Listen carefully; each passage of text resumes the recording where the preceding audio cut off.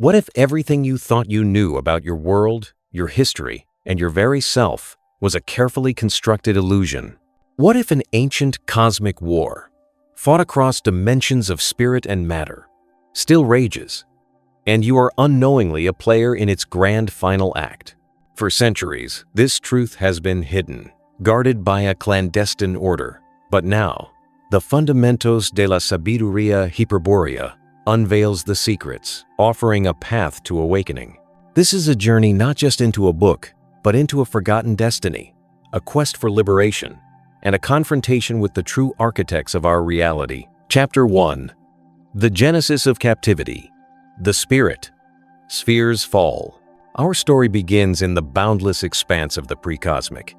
Here resided the eternal spirits, free and undifferentiated, as perfect hollow spheres of pure gnosis. Within each a shimmering point, the absolute self, gazing inward, aware of its infinite wisdom.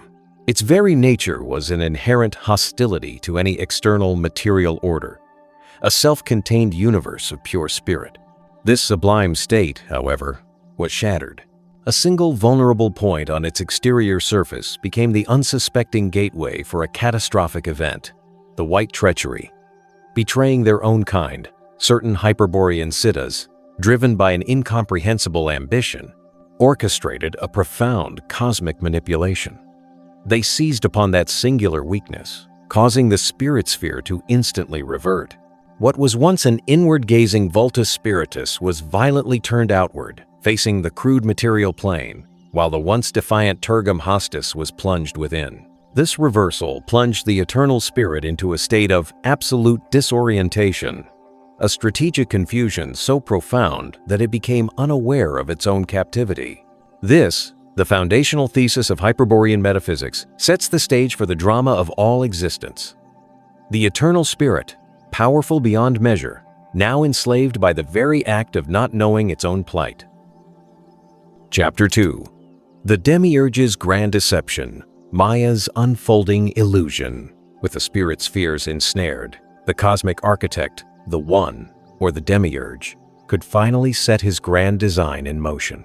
Before the Hyperborean spirits, Earth harbored the Pasu, a primitive hominid on the brink of extinction, but holding a crucial potentiality within the Demiurge's plan to post meaning and produce culture.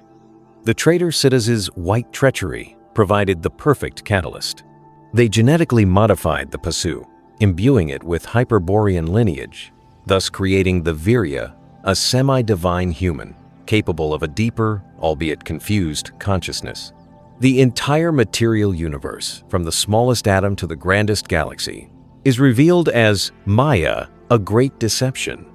It's an archetypal order, where evolving Manu archetypes endlessly strive for perfection, all for the Demiurge's self-serving pleasure. Human cultures, built on these archetypal foundations, become instruments for the Demiurge to derive sense and value from his creation. The false inferiority of man, diligently propagated by synarchic science, is nothing more than a potent spell cast to maintain this illusion. For the trapped spirit, the Demiurge's perfect order is utter absolute disorder, a maze designed to keep it eternally lost. Chapter 3. The Virya's Dual Inheritance, a struggle for the lost self. The genetic key, a product of the traitor siddha's ritualistic maithuna, sexual unions, with primitive hominids, etched an image of the origin into the Pasu's very blood, the Mini. This sacred blood memory imbued the Pasu with a Hyperborean heritage, transforming it into a Virya. This dual inheritance meant the Virya possessed both the evolving animal, human soul of the Demiurge's creation, and a latent, divine spark from its Hyperborean ancestry. The conflict lay in its state.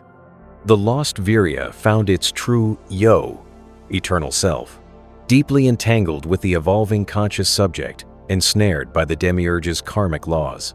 It experiences a poignant nostalgia for another world, a faint echo of its true origin. The path to awakening, therefore, became a profound act of remembering, a Gnostic leap to differentiate the eternal atemporal yo from the perishable temporal conscious subject. This crucial distinction marks the beginning of the Virya's true journey, a conscious rebellion against the cosmic deception, a desperate struggle to reclaim its lost divine essence. Chapter 4. The Strategic Encirclement, Weapons of the Awakened Warrior. For the awakened Virya, the journey is not one of passive contemplation, but of active, metaphysical warfare. The battlefield is the Volplods, the very cosmos itself, permeated by Maya's illusions. To navigate this treacherous terrain, the Virya must construct an archimona, a strategic circle, a sacred space isolated from the Demiurge's influence. This isn't a mere physical boundary, but a psychic stronghold created by projecting the sign of the origin onto a strategic point.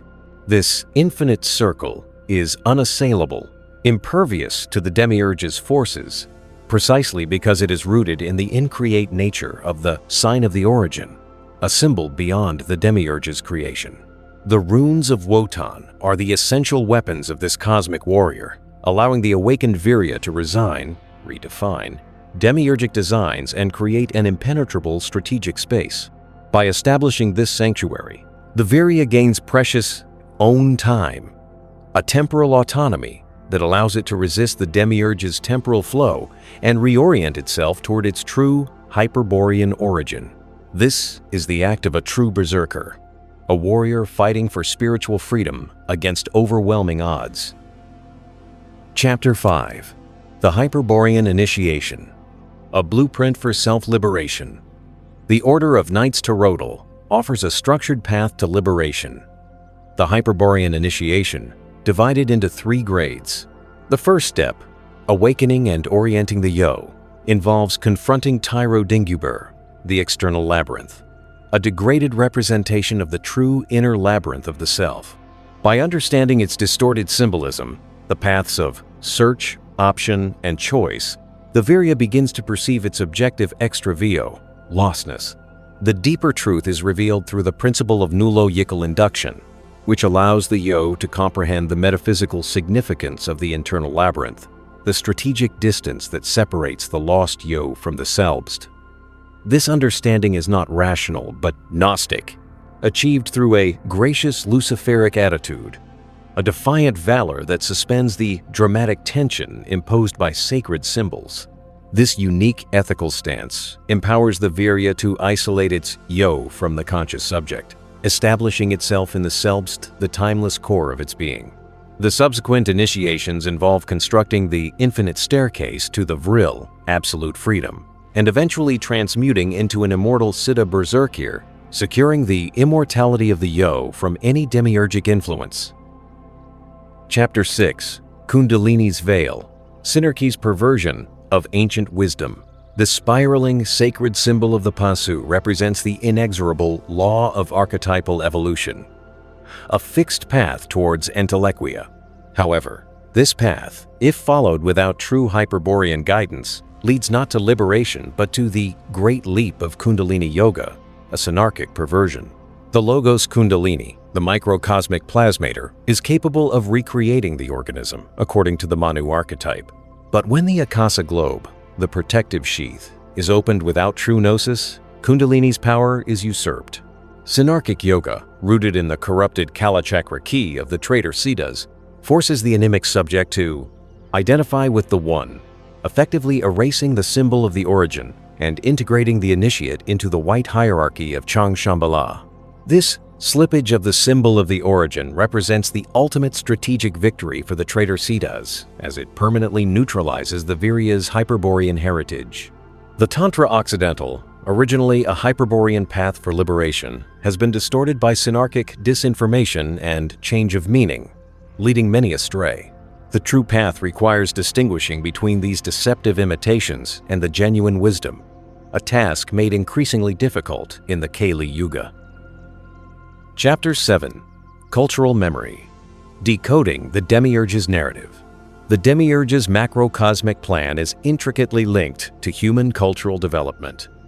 Cultural superstructures, animated by psychoid archetypes, are collective creations that constantly generate meaning for the external world. These cultural registers store the dynamic history of human value creation.